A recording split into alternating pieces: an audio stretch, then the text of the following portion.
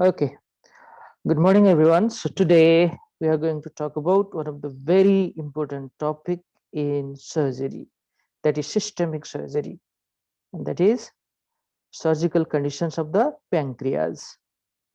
Okay, you know some basic stuff about pancreas, some anatomy, some physiology, things like that, and some pathology as well. In pathology we have discussed about that, but today we mainly focus on the surgical conditions, and those are acute pancreatitis, chronic pancreatitis, and pancreatic cancer. So we mainly focus on these three things. Let's move further. Now to start with, okay, let's talk something about the anatomy of pancreas. Now see, this pancreas is a long structure, okay, elongated gland.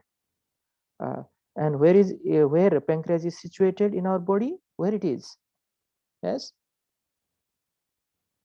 where is pancreas? Anybody? Sir, it is behind the stomach, sir, basically. Okay, yeah, you're right, it is present in the stomach bed. We call it stomach bed, and this is one of the component of that. But if they ask you which is the region of the abdomen it is located, you can say it is mainly present in the epigastric area. Okay, Yes. epigastric area. But the tail of the pancreas may reach towards the left hypochondrium, and head of the pancreas is relatively present in the right hypochondriac area as well, because this is a long structure. Now see this, the head of the pancreas is located in the concavity of duodenum. This is duodenum. First part of the duodenum, second part of the duodenum, third part of the duodenum, and fourth part of the duodenum. It forms a C-shaped structure, and the head of the pancreas is lying right there. Then neck of the pancreas, body of the pancreas, and tail of the pancreas. So these are the parts of the pancreatic gland. Pancreas is a mixed gland. It secretes enzyme as well as hormone. Enzymes are the function of exocrine part of the pancreas. The acinar cell, which are present in the pancreas, are responsible for secretion of pancreatic juice. And that pancreatic juice has a lot of enzymes like trypsin, chymotrypsin, amylase, lipase, elastase, and so many others. So they are mainly responsible for digestion of the food. Whereas the endocrine part of the pancreas, what is the name of endocrine part of the pancreas? Yes, what is the name? Islets of Langerhans. Islets of Langhorne.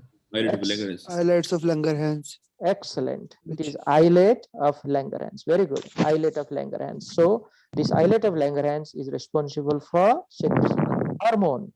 Okay, please mute yourself. Secretion of hormone. These hormones are, insulin, glucagon, somatostatin, and some others as well. These are the main hormone which I am taking the name here. Now, this exocrine part of the pancreas has got pancreatic duct. This pancreatic duct will collect this pancreatic juice, and this pancreatic duct will join common bile duct. You can clearly see here, this is a common bile duct. Okay, and they open together in the ampulla of Vater, okay, through the major papilla, also known as papilla of Vater in some of the textbook. It doesn't matter, it's the same thing. Ampulla of Vater through the major duodenal papillae. So this is called pancreatic duct. Sometimes there is some congenital anomaly of the pancreas, and that congenital anomaly is about this major pancreatic duct is very small in size, whereas there is one more duct known as minor pancreatic duct, and that appears bigger in size. Okay, so it doesn't occur in many people. It occurs in only few percentage of the population. And this minor pancreatic duct open in a minor duodenal papilla, which is a little bit higher than the major duodenal papilla in second part of the duodenum. Okay, if we have these two ducts, okay, if we have these two ducts separately, means they are not fused with each other, that condition is known as, anybody know the name? What is the name of that condition? Where there are two pancreatic duct present in the patient. A little bit difficult question. This is known as pancreatic divisum. Pancreatic divisum. There are two ducts present, minor as well as major.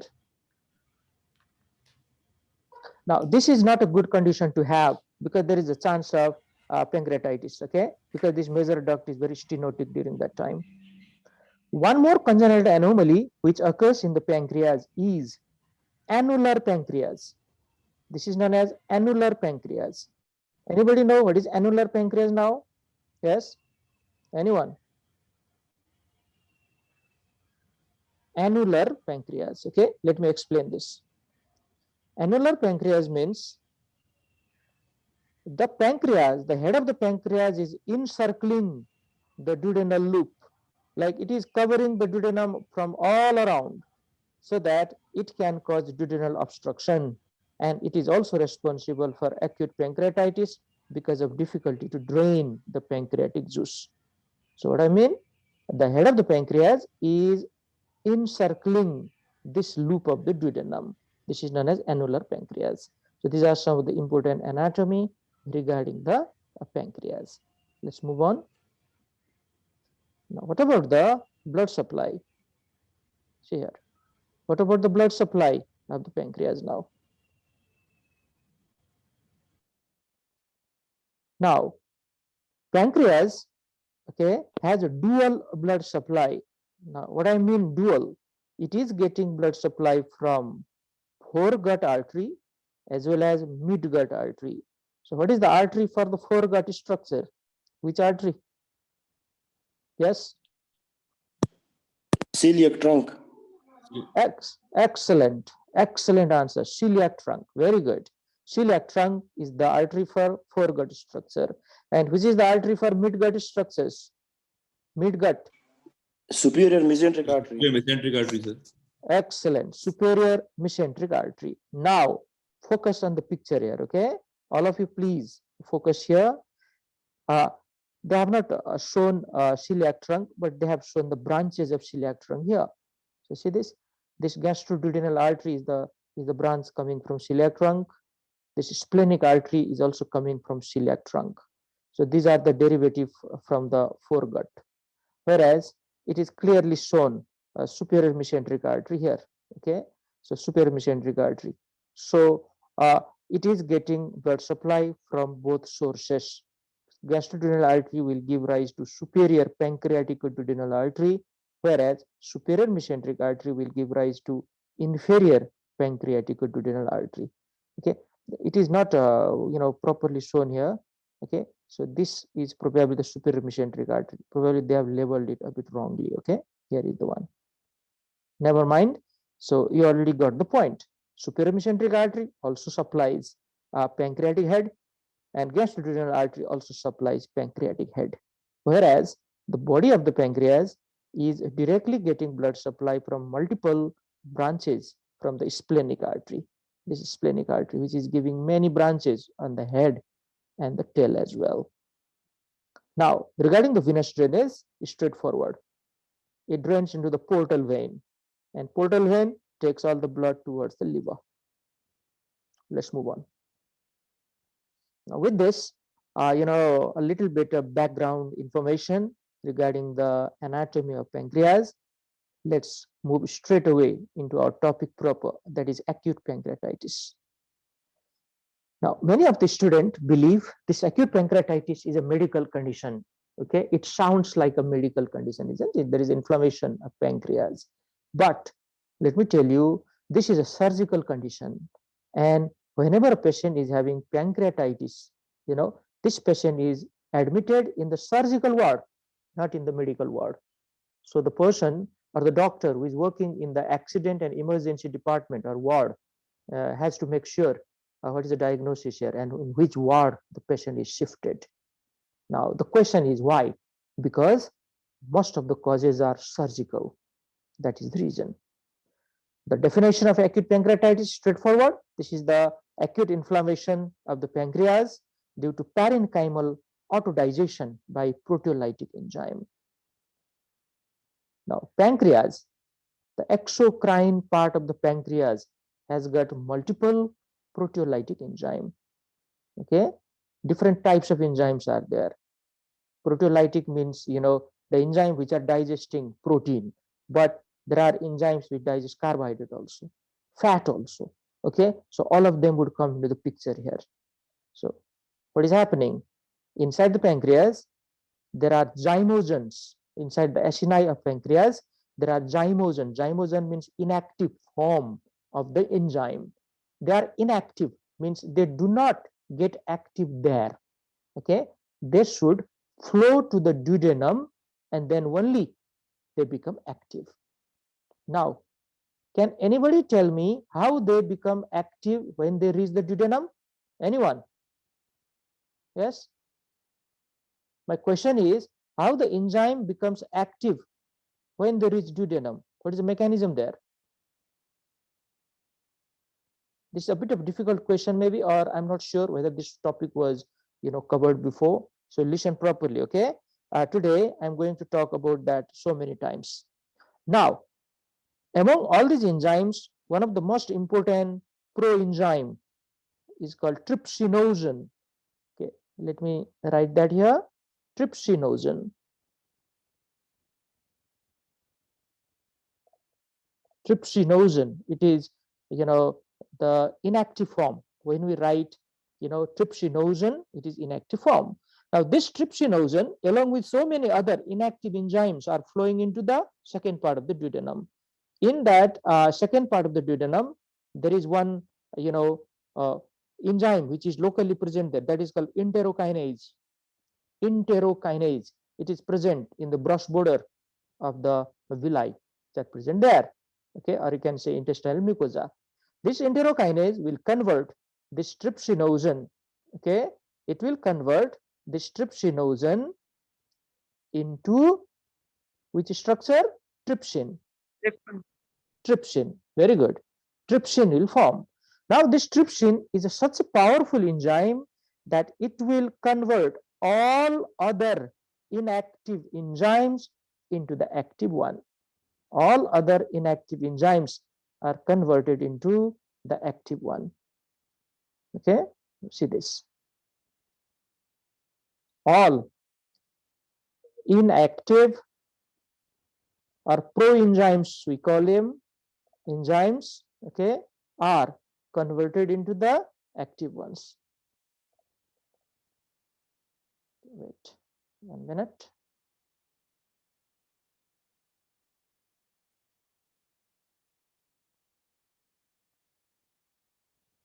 Enzymes are becoming active. This is the job of trypsin. So this is very, very important step. Every student should remember, and this is one of the important questions in the exam also. Now they become active in the intestinal domain. Now, what are their job? Student can easily answer. It depends which is their primary function. Trypsin, chymotrypsin. Okay, they are mainly concerned about the protein digestion. Okay, amylase for the carbohydrate, and lipase for the fat. So these are the important functions. Let's move on. Now, till now, we have talked a little bit about the physiological aspect. Now, what is the etiology then? Okay, what is the etiology? What is happening? Why acute pancreatitis is developing? The most common etiologies here are alcohol abuse, gallstones, and idiopathic. And apart from them, so many other causes are there, okay, which we'll discuss in the next slide. But any student, okay, if this question is asked, they should always take these two names in the beginning: alcohol abuse and gallstone. Absolutely important one. Heavy drinking of the alcohol. If somebody is drinking a large amount of alcohol in a short period of time, that can also lead to acute pancreatitis. If somebody is a chronic drinker, then they suffer from chronic pancreatitis. So alcohol is a very non-toxin for the pancreas. Another is gallstone. Remember, gallstone develops inside the gallbladder. It may slip out of the gallbladder neck and enter into the cystic duct, then common bile duct. Then a very small stone can lodge into the sphincter of OD, and there it can cause problem in the drainage of pancreatic juice. There is development of the back pressure, and that is responsible for development of acute pancreatitis. Okay, let's move on.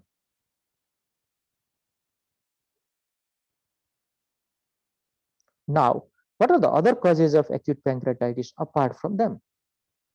See here, so many. Hyperlipidemia. Now, what are the different types of lipid we have? Yes, anybody? LDL, HDL, HDL, and LDL. triglycerides. Good, very good answer. Now, let me highlight a little bit on that, okay, so that you can understand well. Regarding the lipid, the two major types of lipid which our diet is having are triglyceride and cholesterol. Triglyceride and cholesterol. These are two major form of the lipid. Okay. Now, if I ask what are the major form of lipoproteins, then the answers you are giving is absolutely correct. These are chylomicron, okay, chylomicron, VLDL, LDL, and HDL. These are the types of lipoproteins. Lipoproteins are the molecule which transfer this lipid from one place to the other. Okay, so this is the concept which we have. Now, which type of lipid is really dangerous for the causation of pancreatitis? That is triglyceride. Triglyceride, exactly, triglyceride. This is known as hypertriglyceridemia. You can confidently write that rather than hyperlipidemia. Hypertriglyceridemia. Now, some important points here. This hypertriglyceridemia has to be very high level. Usually it should be more than 1000 milligram per deciliter to cause pancreatitis. Normally it is less than 150 milligram per dl. See that it is more than 9 or 10 folds higher.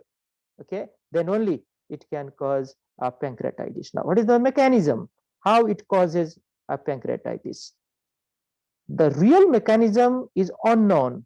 Okay, but some of the hypotheses are there how it causes pancreatitis, and those hypotheses say when a lipid level is so high, the chylomicrons, which are the transfer proteins, okay, for triglyceride, they are present all the time in the circulation. They are present most of the time. Actually, they should not be present. Once their job is over, they should not be present in the circulation. But because of the very high lipid level, they are present in the most of the time. And these chylomicrons are relatively bigger particle, so they can block the small capillaries which are present inside the pancreas. They block small capillaries there. Now, what happens if they block small capillaries? They lead to ischemia. You all know they lead to ischemia. Ischemia leads to damage of the acinar cells, so that some of the proenzyme may leak outside. They may be converted into the active enzyme right there, and that is responsible for pancreatitis. So this is the way. We'll talk about this mechanism in pathophysiology topic. Another is hypercalcemia. See this, hypercalcemia. This means excessive level of calcium in the blood, usually more than 8 milligram per deciliter. And this is usually secondary to hyperparathyroidism. Hyperparathyroidism or primary hyperparathyroidism. What do you mean by primary hyperparathyroidism? What do you mean by that? So there is primary defect in the hypothyroid gland. Main defect in the hypothyroid. It's the direct. Exactly. Very easy question. Means the main defect lies in the parathyroid gland itself, so that there is excessive level of parathyroid hormone. And parathyroid hormone acts on the bone. It resorbs the bone. It increases calcium level in the blood. That's why there is hypercalcemia. But the mechanism for pancreatitis in the presence of hypercalcemia is it directly leads to activation of proenzyme which are present inside the acini of pancreas. Directly leads to activation. So when they are activated inside, they can cause a lot of problem leading to pancreatitis. Trauma, both type of trauma, penetrating trauma as well as blunt trauma, both are responsible for pancreatitis. Definitely penetrating trauma is more lethal than the blunt trauma, but blunt trauma can also lead to pancreatitis. So this is a very important history to take. Post-operative and post-ERCP. Now see that any type of operation done inside the abdomen, accidentally pancreas may be damaged, or some trauma may happen to the pancreas because of the swelling also. Those type of things may happen. And ERCP, endoscopic retrograde cholangiopancreatography. This is a type of endoscopic procedure which we do if any pathology is there in the common bile duct or pancreatic duct. During that time, there may be damage done to the duct, okay, pancreatic duct, I mean, so it may result in pancreatitis. Pancreatic duct obstruction by tumor, especially tumor of the head of the pancreas, that is quite common. Cholangiocarcinoma, the tumor which is present right there in the second part of the duodenum. Any mass which is pressing that area from outside, all of them are responsible. Vasculitis is a connective tissue disorder where there is inflammation of the blood vessels, so they can lead to ischemia, like SLE, okay.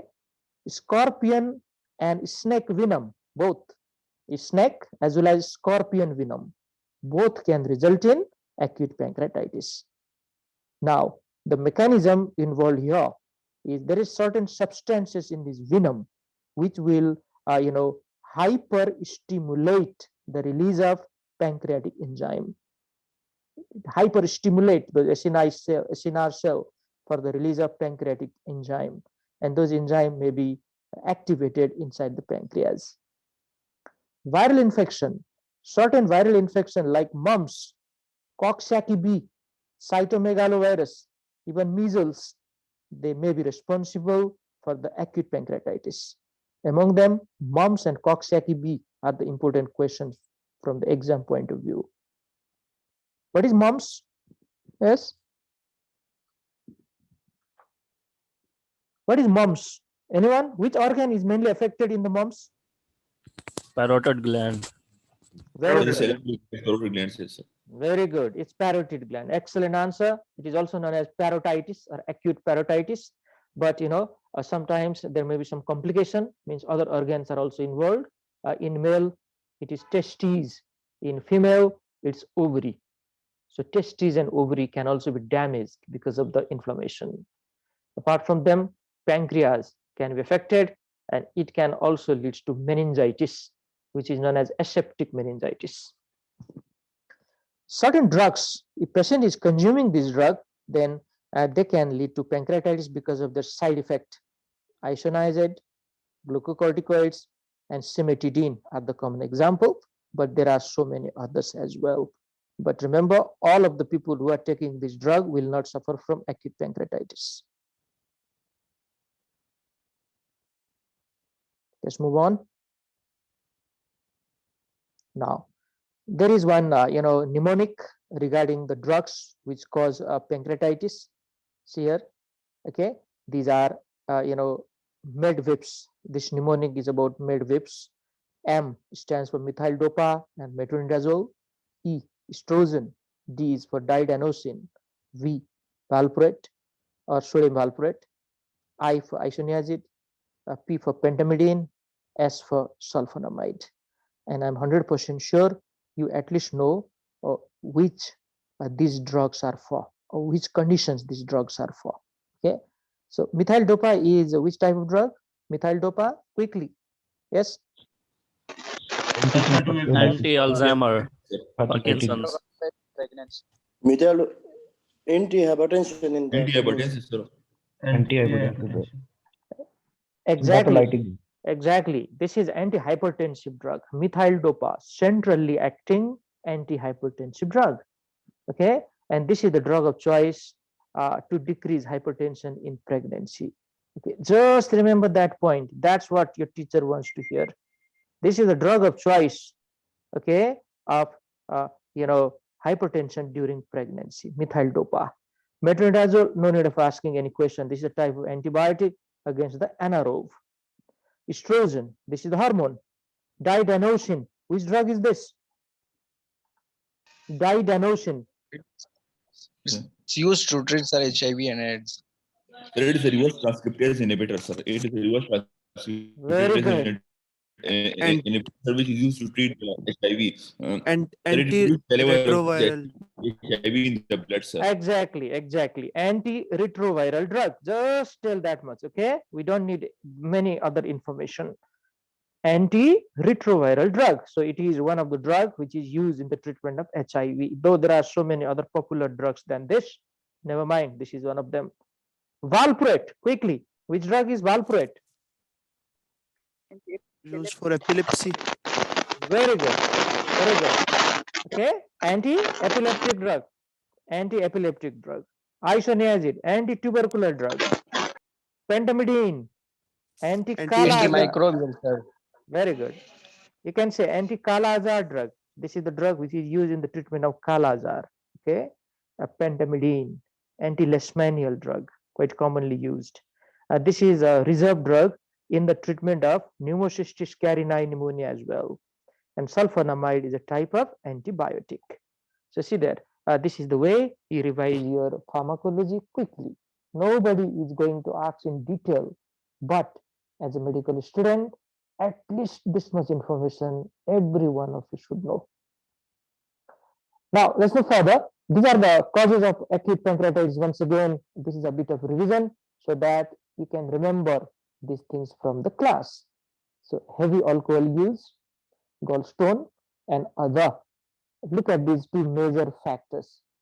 Alcohol consumption and gallstone are the two predominant causes of acute pancreatitis all over the world.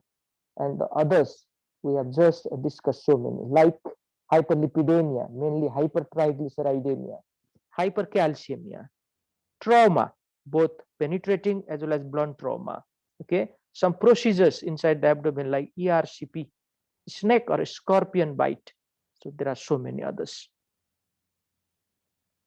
So abdominal trauma, medication, infection, tumors, genetic, high triglyceride level, high calcium level are other causes apart from them.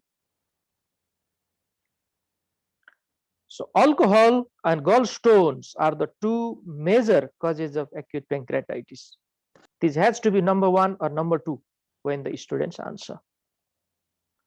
Now look at this picture. This is a normal gallbladder and pancreas anatomy. Okay, see here, there is a gallbladder, there is a cystic duct. Okay, there is a cystic duct. These are the two hepatic duct, right and left. The two hepatic duct would combine together to form common hepatic duct. When cystic duct joins common hepatic duct, we call that common bile duct. It is right here. This is common bile duct. This is a pancreatic duct, major pancreatic duct. Okay, this is the one. So these two combine together and they open together in sphincter of Oddi or in major duodenal papilla. This is the normal anatomy, all of us know. Now, this is how pancreatitis occurs. This gallstone, there are multiple gallstones formed inside the gallbladder. Somehow it is descending downward. See this? Very nice schematic diagram. It has laws right here in the ampulla of Vater or sphincter of Oddi. Now it is causing back pressure towards the pancreatic duct. The pancreatic juice cannot flow properly. There is excessive pressure development, and that can easily lead to rupture of the acini, leakage of the enzyme, they become active inside, which is responsible for acute pancreatitis. Another one, see this, okay? So this is the, morphology of acute pancreatitis. It is swollen, there is hemorrhage going on, there is leakage of the enzyme, and there are lots of clinical feature develops. Now, let's talk about pathogenesis of acute pancreatitis. Even in the pathology lecture, you have studied this. Okay. So this is a very important concept. Please pay attention. Duct obstruction is one of the major factor.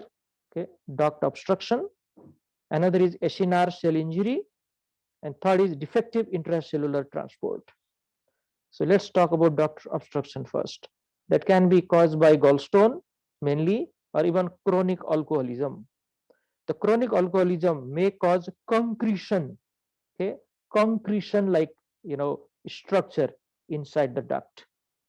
Means they are relatively hard looking particles there, and they can also cause ductal obstruction. But the most important one is gallstone here. So that leads to blockage of the flow, excessive back pressure development, which leads to interstitial edema.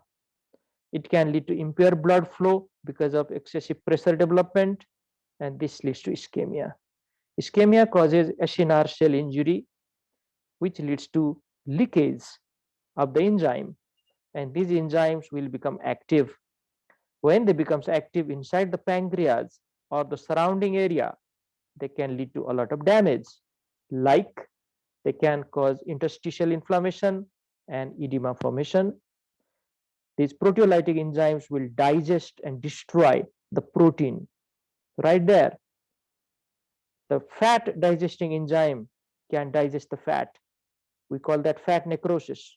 Lipase and phospholipase are two important enzymes for that regard, and elastase will digest even the lining of the blood vessel, so that blood will leak outside, resulting in hemorrhage.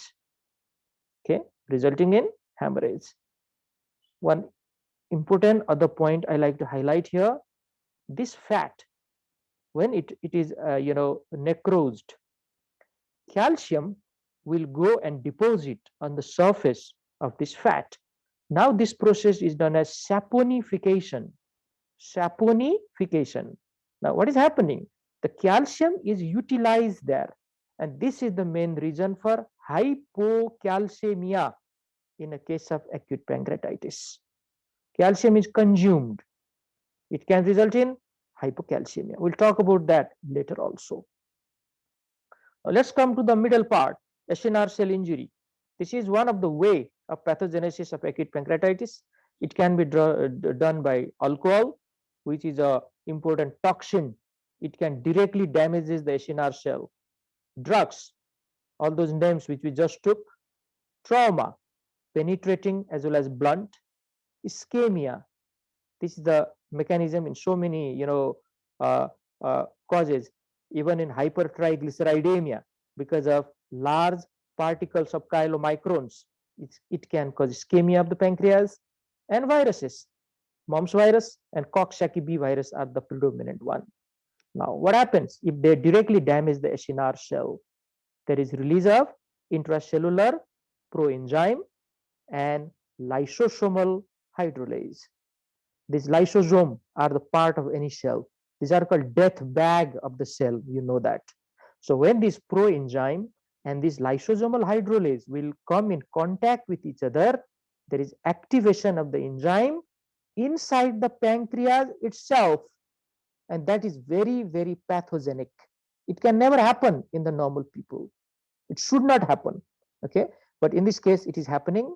So these enzymes are very powerful, and all these effects will be seen. The third one, okay, there is a defective intracellular transport inside the pancreas. This is still in the experimental phase, they say, and this may be caused by alcohol or duct obstruction. What is happening now? There is delivery of proenzymes to the lysosomal compartment. Now this is again not the normal phenomena. Whenever these zymogens or proenzymes comes in contact with the lysosomal compartment, they will become activated, And after they become active, all these processes will happen once again. So these are three main mechanism or pathway by which acute pancreatitis occur. Now, see this? Let's talk a little bit more again. So there is premature activation of pancreatic enzyme. Till that, every student, I'm sure, have understood. Okay, premature activation of the pancreatic enzymes right there inside the pancreatic gland. Now it depends which type of enzyme is that. If it is a lipase and phospholipase, it can lead to interstitial fat necrosis. Okay, then if there are some other proteolytic enzymes, okay, like elastase, like trypsin, they can badly damage the protein component and even the elastin component. So it can lead to a lot of the problem. Okay. Meanwhile, there is release of cytokines, and these cytokines are released in a large amount, like interleukin-1, tumor necrosis factor, and platelet activating factor, apart from so many other cytokines. Now, why the cytokines are released? Because of the inflammation which is going on there. Okay, because of the destruction which is going on there. So these cytokines will circulate in the blood or in the system, and they are responsible for a lot of clinical feature and complication in case of pancreatitis. Later on, we'll list what are those. But right now, I like to highlight few of them. ARDS. What is the full form of ARDS? Acute respiratory distress syndrome. Very good. Excellent. ARDS, acute respiratory distress syndrome. In this condition, there is collection of fluid inside the alveoli. This is also known as non-cardiogenic pulmonary edema. This is one of the manifestation of acute pancreatitis. Now, what is the connection? Okay, you should think like that. Pancreas gland is present inside the abdomen, and we are talking about the lungs now. This is done by the cytokine storm, because massive amount of cytokines is released in the circulation, and they can reach different parts of the body, and they can do damage there. Okay, they can also lead to leakage of the capillary everywhere, so that fluid will leak outside. Now the person will develop hypovolemic state, and hypovolemic shock can also occur in case of acute pancreatitis. The person can develop kidney failure because of this, because decreased amount of fluid will flow towards the kidney. Okay, and DIC can also happen. So this is the link between pathophysiology and the clinical feature in pancreatitis.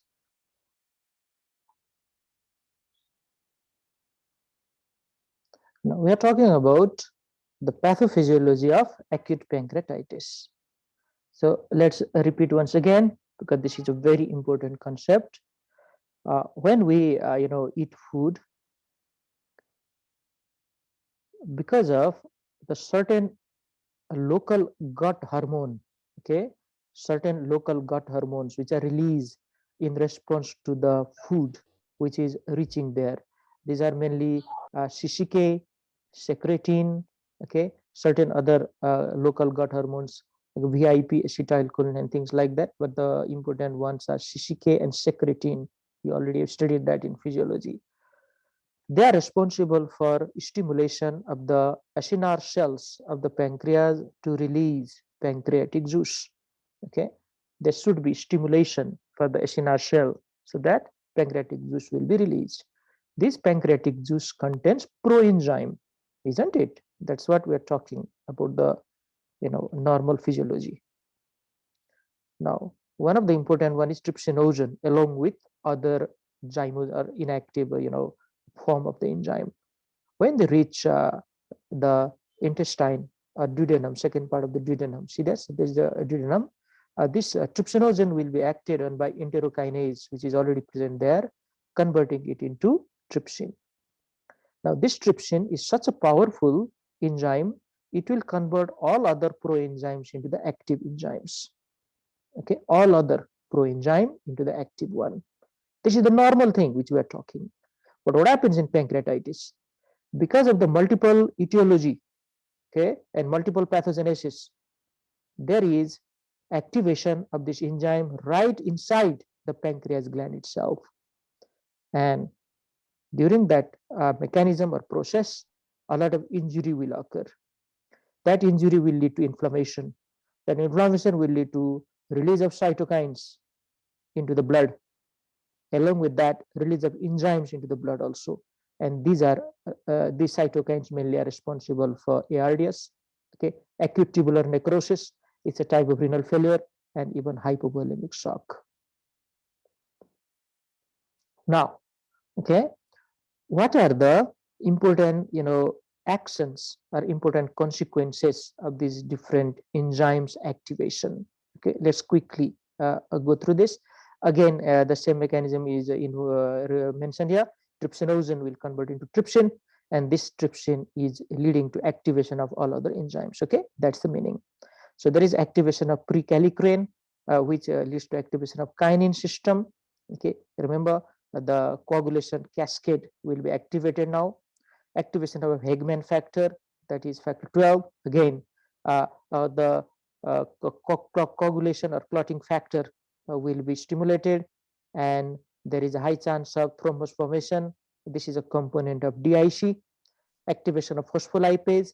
This phospholipase will, digest phospholipid which are present on the cell membrane.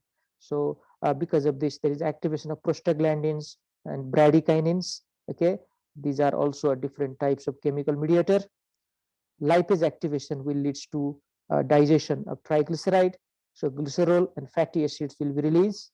This fatty acid will combine with the calcium, and this process is known as saponification. Saponification. So let me underline this. So this is a very important concept for you.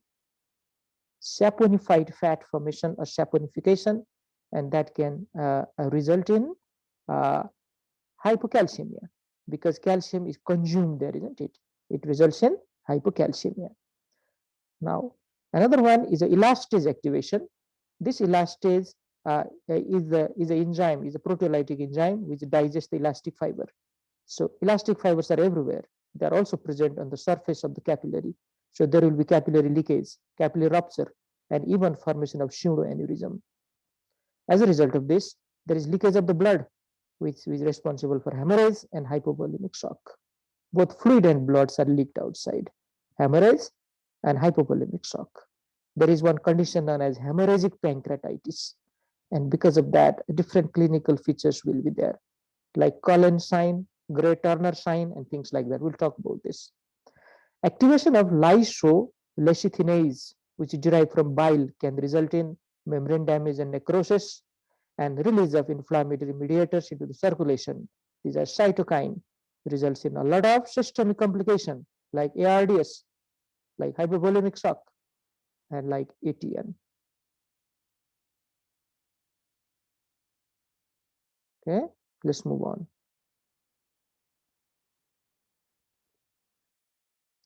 Now, after discussing these, pathophysiology quite in detail, let's enter into the clinical features part and some of the complication as well. How a patient with acute pancreatitis present? There is severe and constant type of epigastric pain. This is the most important clinical feature. Severe and continuous or constant type of epigastric pain, which is radiating to the back. It is a boring type of pain. It is going backward. Patient exactly explains like that. I feel a very severe pain, very boring type of pain. It is going towards back. Okay, that is the explanation. Pain may be improved by sitting forward or standing, especially, okay, for a moment, not completely, okay, for a moment, pain will be improved if the patient, sit on the bed and slightly leaning forward. Sitting on the bed and leaning forward, pain may be slightly improved. This is known as Ingle-Finger sign. This is not a very important question which is asked in the exam. You just remember the description. Nausea and vomitings are very, very prominent feature of acute pancreatitis. Now, One important point I like to highlight here is the abdominal pain. Without abdominal pain, diagnosis of acute pancreatitis is in doubt. Pain is very severe, and this pain is an epigastric pain. What are the physical examination findings, or what are the signs? Okay, what are the signs? Here, there is low-grade fever, there is tachypnea, and there is tachycardia. Now, low-grade fever is a feature of inflammation which is going on into the pancreas, or if this pancreatic juice or these pancreatic enzymes are leaked, even in the peritoneal cavity or in the omental fat, they can lead to severe inflammation. So fever is a common feature there. That fever is not very high grade though, it is a low grade fever. Tachypnea and tachycardia. Now, a lot of explanation can be given here. Because of the cytokine storm, different organs are affected. So tachypnea and tachycardia are very important features. Upper abdominal tenderness with guarding but no rebound. No rebound. Why there is no rebound? Anyone? Why no rebound tenderness like appendicitis here? What may be the mechanism? Who can answer this?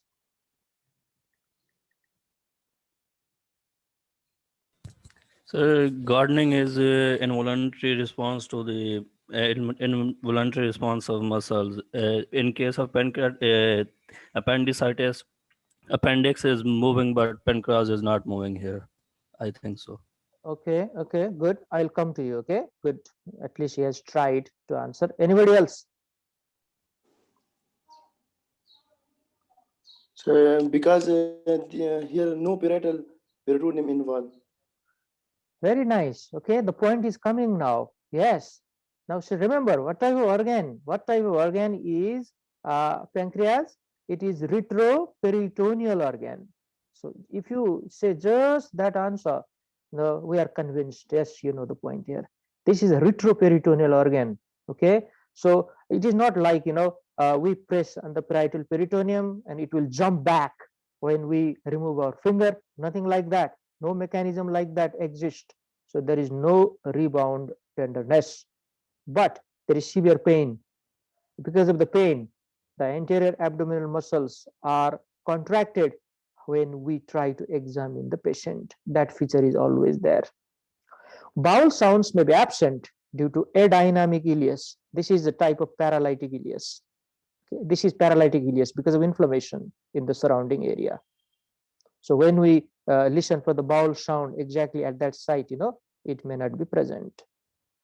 Signs of hypovolemic shock may also be present due to massive retroperitoneal fluid sequestration and dehydration.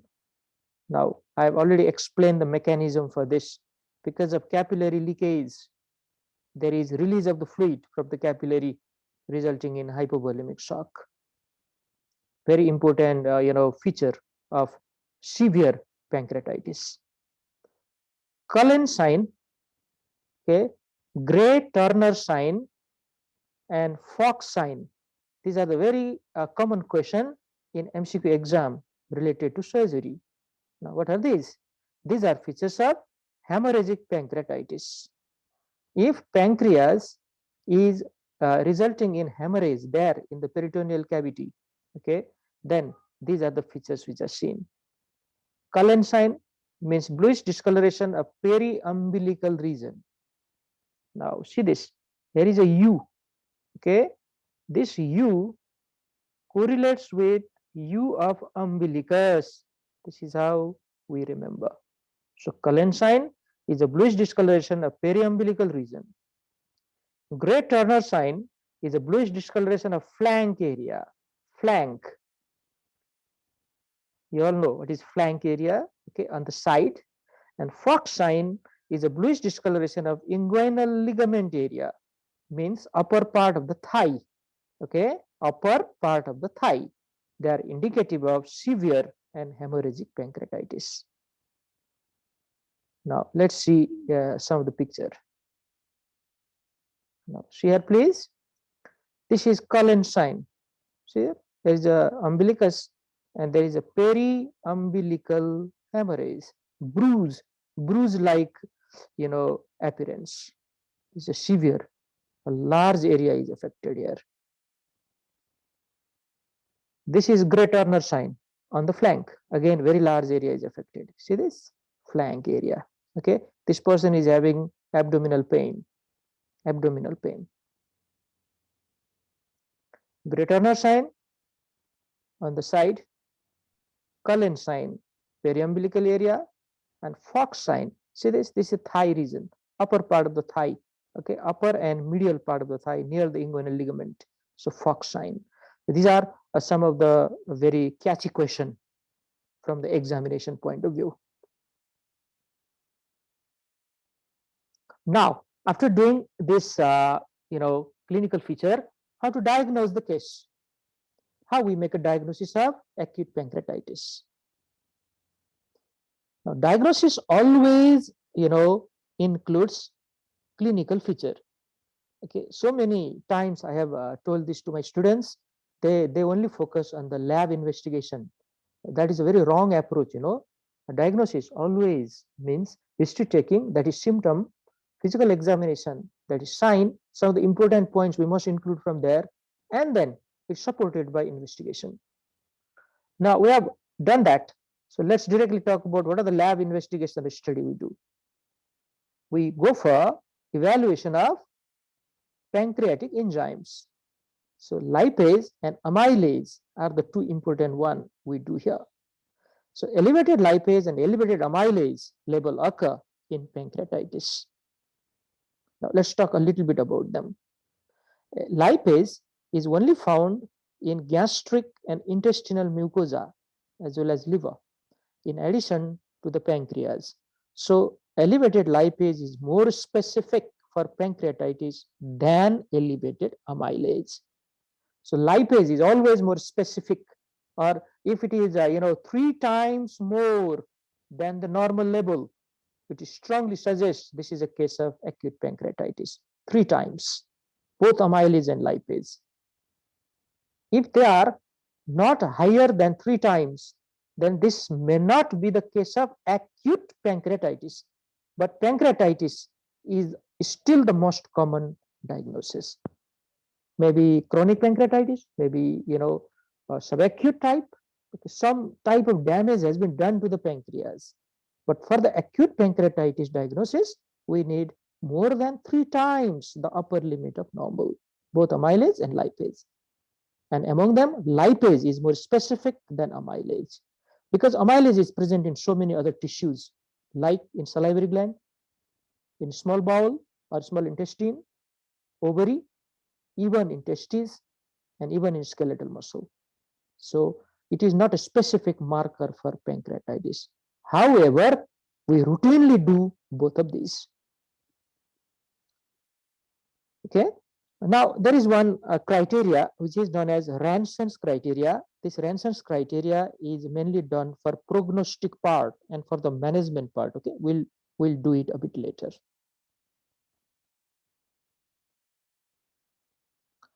Now, what are the radiodiagnostic tests now? A radiological test we do in the confirmation of diagnosis of acute pancreatitis.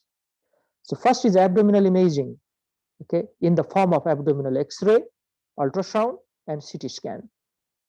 Now, what are the importance of this? Abdominal X-ray may show sentinel loop sign and colon cutoff sign. Both are important radiological terms. Sentinel loop sign and colon cutoff sign. Now, what are the meaning of these? Let's talk about them. Now, see this. Okay, please focus here.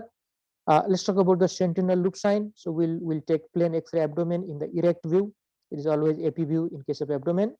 So if we see a localized, isolated, distended gut loop, see here, localized, isolated, distended gut loop, which is known as ileus, near the site of injured viscous or inflamed organ. This is known as sentinel loop sign. In this case, the injured viscous or inflamed organ is pancreas. So the loop, okay, or the part of the intestine which is near to this, okay, is, isn't it? One is a transverse colon, which is right, below the pancreas. Transverse colon is there, right? And another is jejunum, the loop of the jejunum. Regarding the rationale of this sentinel loop sign, there is a body's effort to localize the traumatic or inflamed lesion. Yes, every one of us know. Just like in acute appendicitis, remember what the body will try to do when appendix is inflamed? The greater momentum will go and wrap it there. So it try to localize there, right? Similar type of concept you can, correlate here because of the, because of the paralysis or localized distension or ileus development of that particular loop, the movement in that region is restricted so that it is trying to localize the inflamed lesion there. The etiology is localized paralysis, which is caused by inflammation followed by collection of the gas. That's why the intestine is distended. And this is a very important knowledge for you. The site for sentinel loop formation. Right now we are talking about pancreatitis, but this condition is developed in some other inflammatory situation as well. Like see here, in acute pancreatitis, the left hypochondrium, okay, or proximal jejunum will form sentinel loop. In acute appendicitis, it is in the right iliac fossa where appendix is located.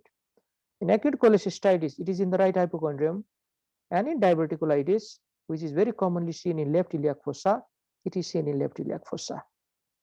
And the real meaning of sentinel is a soldier who is stationed as a guard to challenge all comers and prevent a surprise attack. And that's why we say that this is like body's effort to localize the inflamed lesion right there.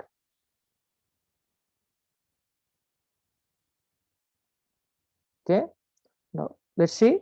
These are the radiological pictures of sentinel loop sign in pancreatitis. This is the appearance. This is the appearance. Now, what is this gas? What is this gas is all about? Can anybody tell? Fundus of the stomach. This is fundic gas. Very Fundal good. gas. Very good. Fundal gas shadow. This gas shadow is always present in the erect view of AP, okay, abdomen. This is fundal gas shadow, and this is the one which we are talking right now, sentinel loop sign. In cholecystitis, we see around here in this area, okay. This picture is not very clear, okay, but I can see a little bit gas shadow right here now, and here is not clear at all. This is the one here, very, very important clinical feature. Now, another one is a colon cutoff sign. Colon cutoff sign. Now, see there, what is the meaning? This is a gas filled or distended segment of proximal, mainly the transverse colon, associated with narrowing of the splenic flexor. Now, the transverse colon has got two flexor. One is called splenic flexor, another is called hepatic flexor. The meaning is when transverse colon, okay, is continuous with the ascending colon, I should say ascending colon is continuous with transverse colon. Exactly at that boundary, there is hepatic flexor on the right side. And when transverse colon is continuous as a descending colon, at that junction, there is a acute bend, which is known as splenic flexor.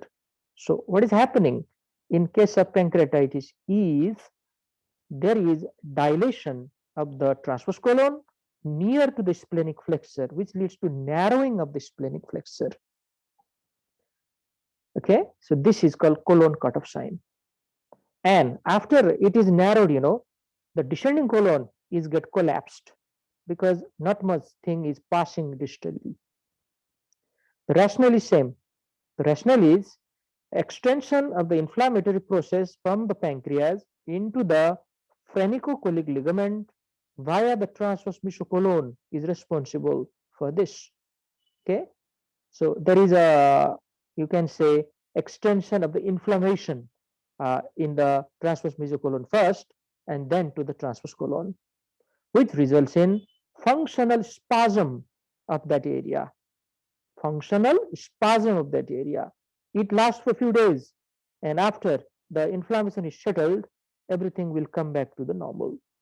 And we utilize this appearance, okay, as one of the sign for our diagnosis. Regarding the differential diagnosis of colon cutoff sign, okay, these are inflammatory bowel disease or IBD, carcinoma of colon, and even mesenteric ischemia.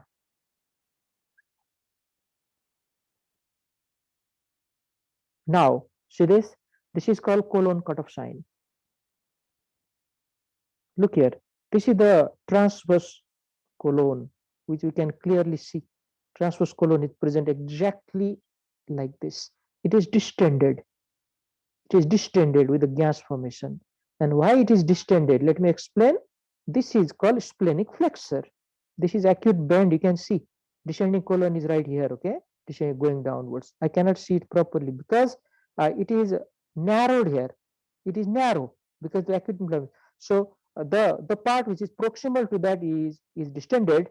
The part which is distal to the narrowed part is collapse. So this is known as colon cutoff sign. Okay, now let's go back. What are the other important tests we like to do? Another is ultrasound. Ultrasound is very important test. We always do this. It may demonstrate pseudocyst formation. Pseudocyst, which is the important pathology of pancreatitis. This is not a real cyst. Having said that, it doesn't have true epithelial lining. The wall of the cyst is made up of exudate organization. That's why it is known as pseudocyst. Phlegmon. This is inflammation of soft tissue there. They can act as a soft tissue mass. That is called phlegmon. Abscess formation, collection of pus, or even cholelithiasis. Now, what is the connection of cholelithiasis and acute pancreatitis? Very easy question. There is obstruction of the ampulla of metal. There is formation of gallbladder instead of the formation of the gallstone, and so this gallstone will block the pancreatic ducts and so causing that increase in the inward pressure. Exactly. Very good. Yes. So I just wanted to test how well you are listening here. Okay, this is an absolutely easy question. We have explained so many times today. Gallstone may slip downwards. Very small type of gallstone only. Okay, large gallstone will not cause pancreatitis. Very small type of gallstone may lodge right there in the sphincter of OD and result in pancreatitis. So ultrasound can easily pick cholelithiasis. So this is a huge plus point for you. You know what is the etiology of pancreatitis if you see that. Another abdominal imaging, a radiological test is CT scan. Very routinely done these days. This is a diagnostic test of choice because it is 90% sensitive and 100% specific. Wonderful test to do here. It can demonstrate pseudocyst, phlegmon, abscess, or even pancreatic necrosis. Much more specific than ultrasound.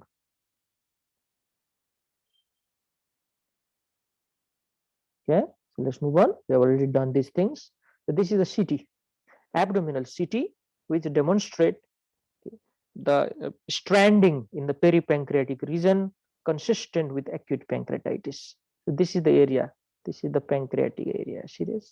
This stringing. It's look like a stranding. Means a little bit look like a strand formation. Okay, or a string formation.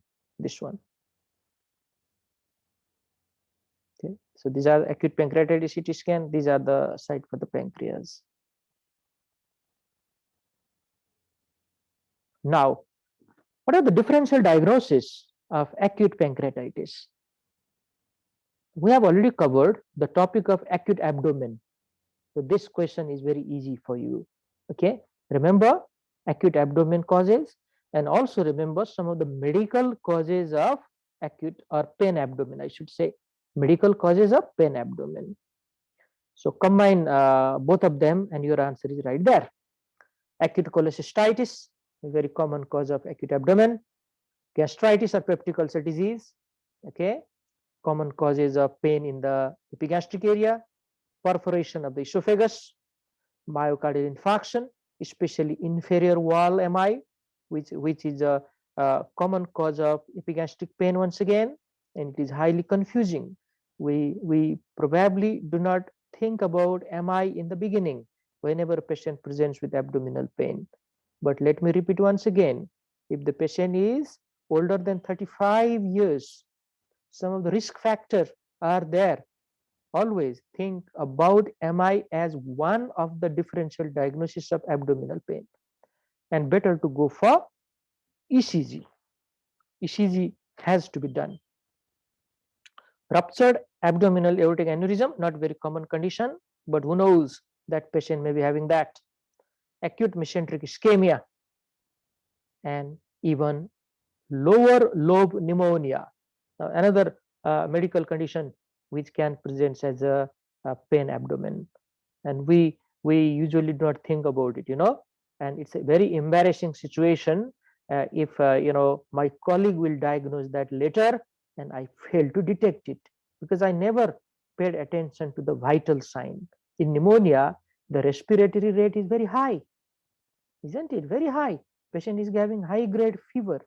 So yes, in pancreatitis also the respiratory rate is high, but it is not that high as in pneumonia. You can take pulse oximetry and all those things, and chest X-ray should be done to detect pneumonia.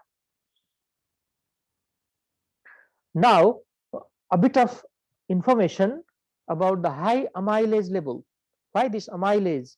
High amylase level is not specific for the diagnosis of pancreatitis, because it is commonly seen in other situations also, like intestinal disease, like acute intestinal obstruction, perforated peptic ulcer, ruptured ectopic pregnancy, even fallopian tube inflammation like salpingitis, salivary gland disorders like parotitis, renal failure, and even in diabetic ketoacidosis, these are elevated. But let me tell you one important point. If it is elevated by more than 3 times, it strongly suggests acute pancreatitis until proven otherwise, rather than it is just elevated.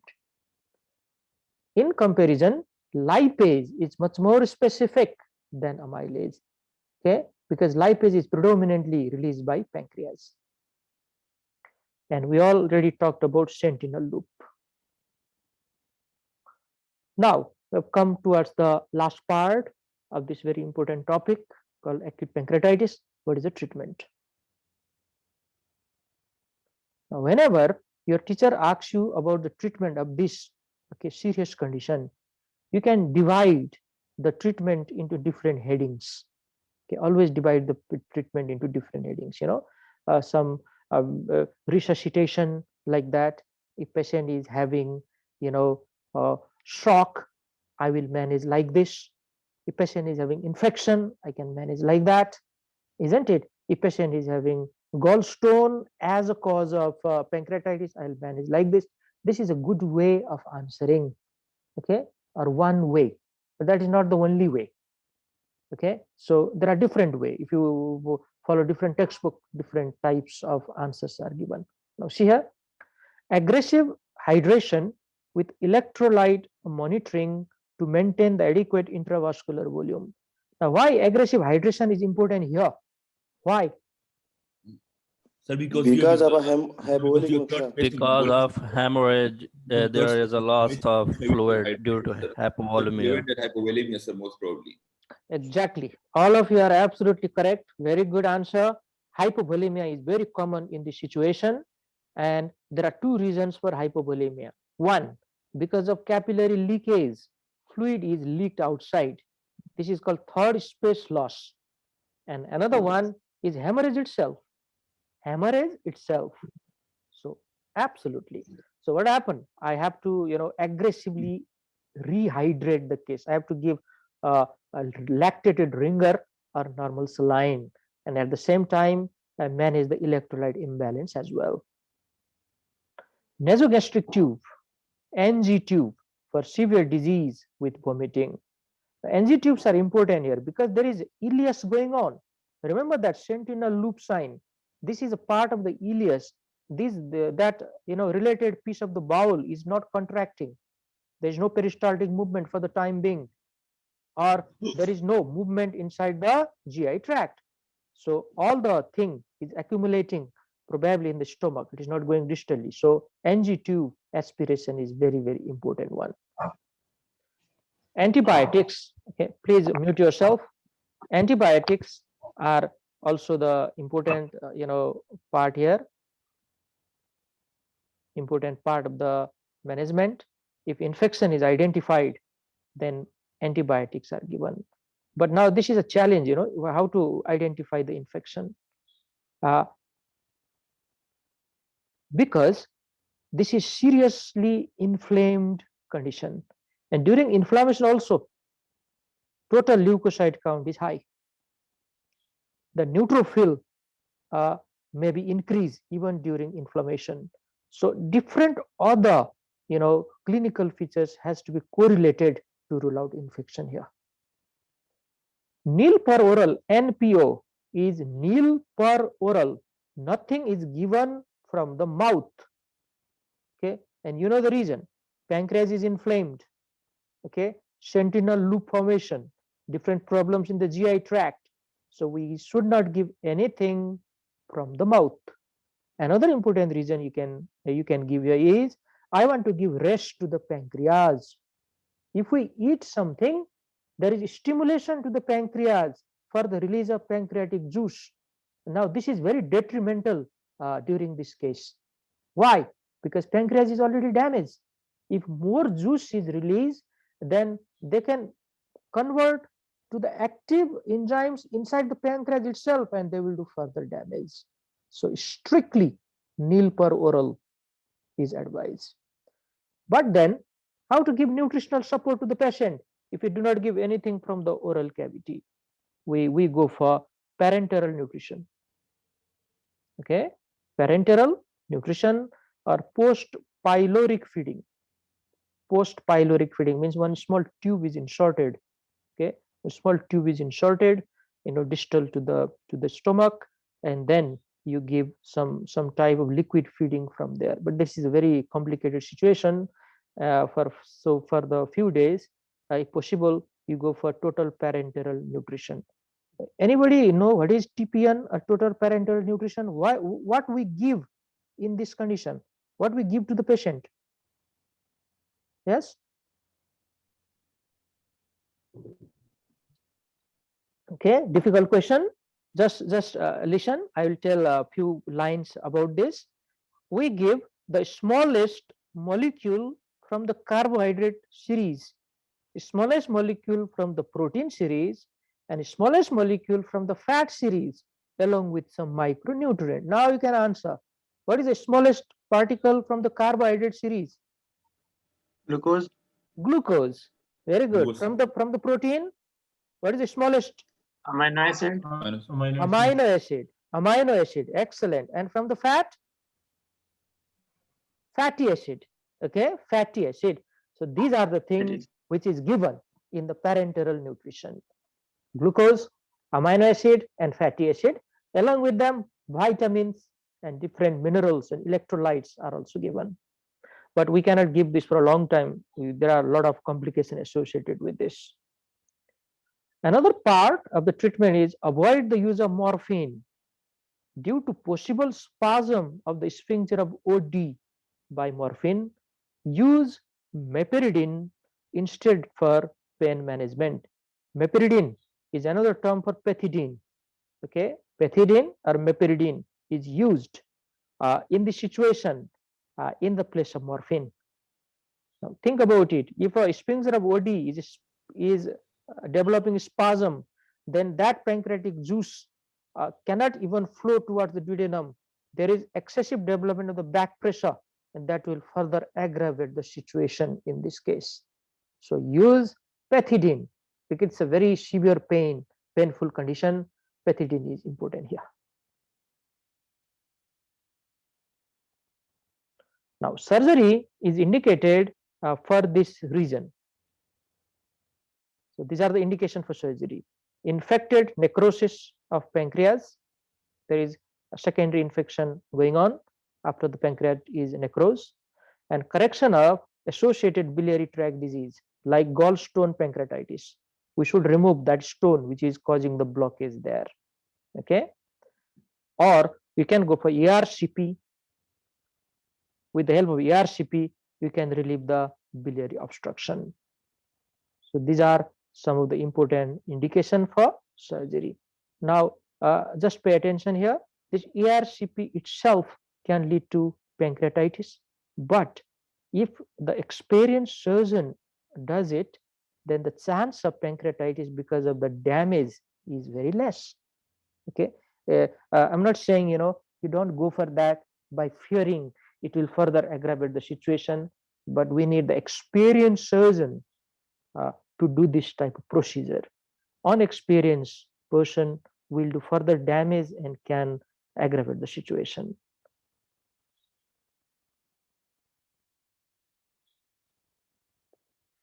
Now, these are the main points in the conservative treatment of acute pancreatitis.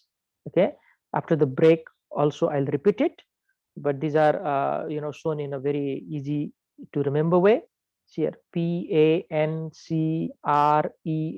pancreas, and these are the full form or the total description. Okay, fine. Now please pay attention. We're talking about the conservative treatment of pancreatitis. This pancreatitis is mainly treated by conservative way. Until and unless gallstone is the main culprit. Okay, but even in that case, we want to make our patient stable first and then only take the patient for surgery. So the most important management is the conservative management. That's why this slide is very important for you to understand. Now P, okay, this is a easy type of mnemonic, pancreas. So for P is for pain relief, and that is done by pethidine or meperidine. It's the same name, pethidine or meperidine. Remember, there is no morphine used here. Morphine will cause contraction or spasm of the sphincter of OD, which will further aggravate the situation. This is very important point to note. Important point to note. Okay.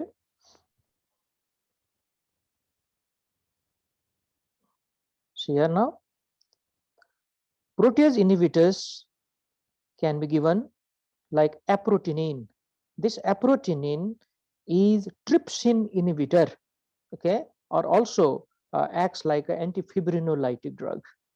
Trypsin inhibitor or antifibrinolytic drug, which is very useful in this case. If we inhibit trypsin, it cannot activate other proenzymes, okay, which is happening in case of acute pancreatitis.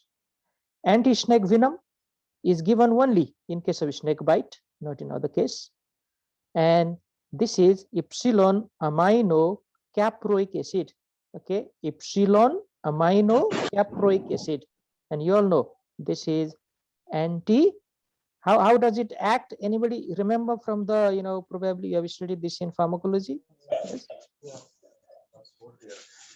Antiplasmine. Okay, it acts like a antiplasmine. Yes.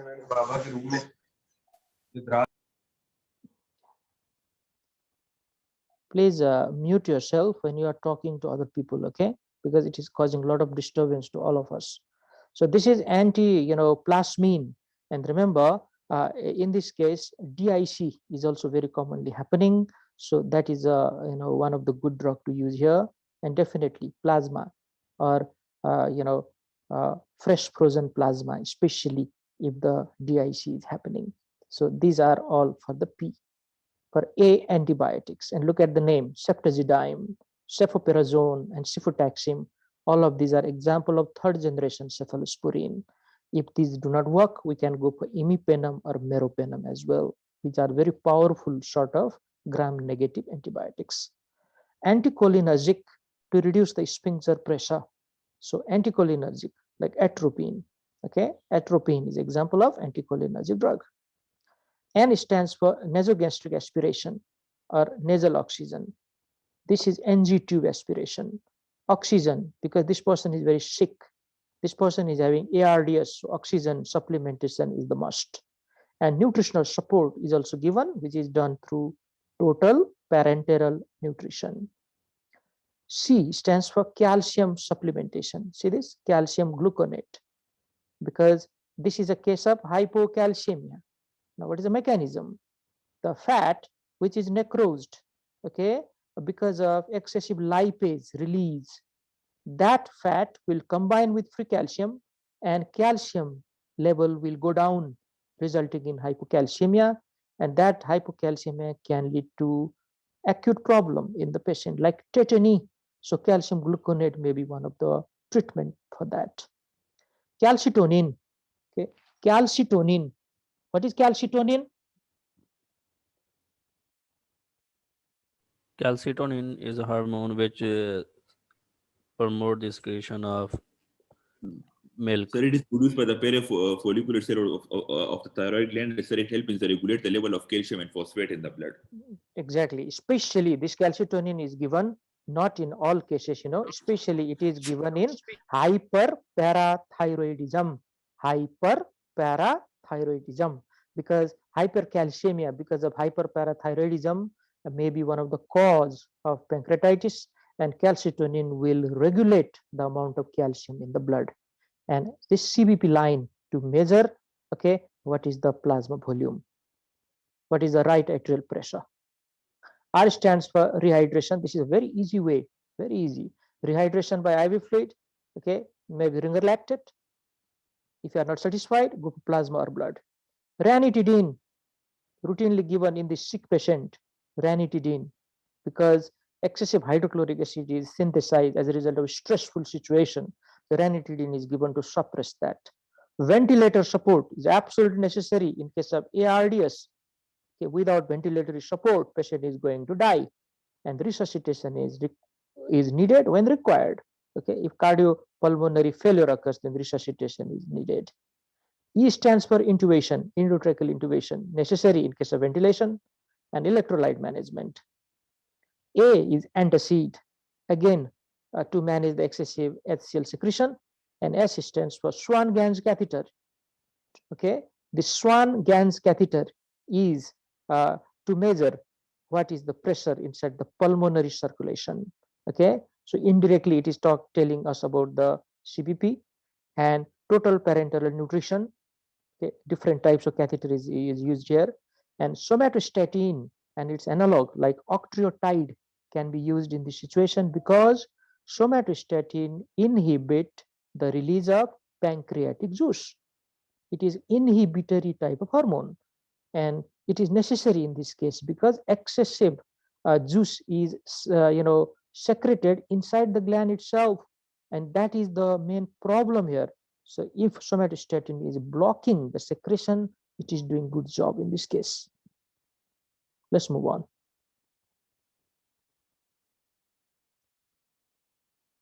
Now, what is the prognosis of acute pancreatitis? This is done by Ranson's criteria. You have heard this term a little while earlier, Ranson's criteria. This Ranson's criteria predicts the risk of mortality in pancreatitis. Now, look here. During admission, we try to calculate it, and after 48 hours of admission, we try to calculate it. Now, these are the different factors. A is more than 55, blood sugar more than 200, serum aspartate aminotransferase more than 250, okay? This is more than 250. It will be repeated again in the next slide.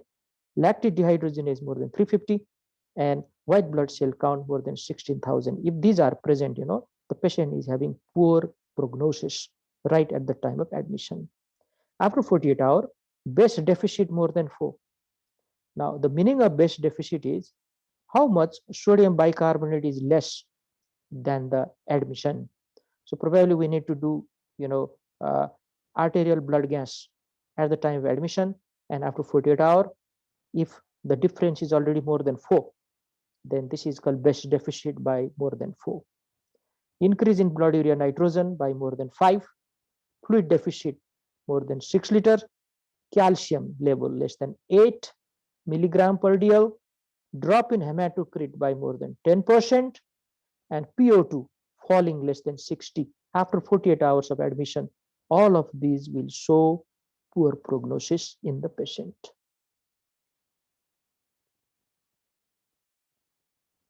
Now, number of risk factors, okay, if they are less than 3, mortality rate is 1%, 3 or 4. Individual risk factor which you have just seen, we just count them.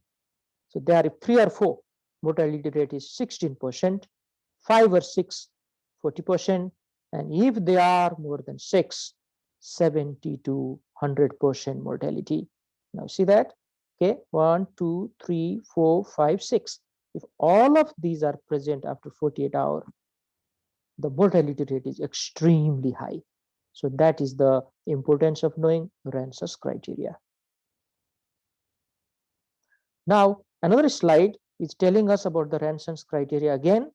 This criteria is a little bit different for acute gallstone pancreatitis, and this is slightly different for acute pancreatitis because of some other reason. This is not due to gallstone. Okay, so see that you can go through this on your own. Nobody is going to ask in detail about this. Okay, at your level, if you know Ranson's criteria, a Ranson's sign, a Ranson score is used for the prognostic purpose of pancreatitis, you have done the good job. Okay, and this is always more of a practical information. Okay, when we are managing our cases, and during that time, if you are confused, we can quickly open the book, open the internet site, check it, and then answer to the